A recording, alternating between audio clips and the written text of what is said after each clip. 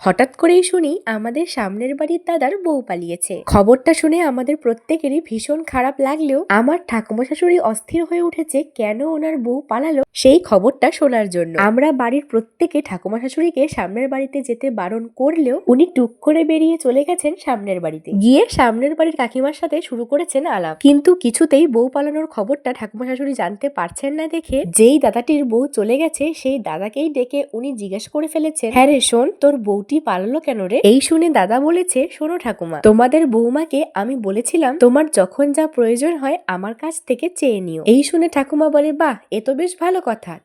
তারপর আর কি ঠাকুমা? এই শুনে তোমাদের বৌমা আমাকে বলে, ঠিক আছে, আমাকে আকাশের চাঁদ এনে দাও। আমিও তাই প্রচন্ড রাগ হয়ে গিয়ে তাড়াতাড়ি করে একটা আয়না নিয়ে এসে তোমার বৌমার হাতে ধরিয়ে দিয়ে বললাম, এই আয়নায় আগে ভালো করে নিজের মুখ দেখো, কোন মুখ দিয়ে তুমি আকাশের চাঁদ চাইছো। ব্যাস এই কথা শুনে তোমাদের বৌমা পালিয়েছে।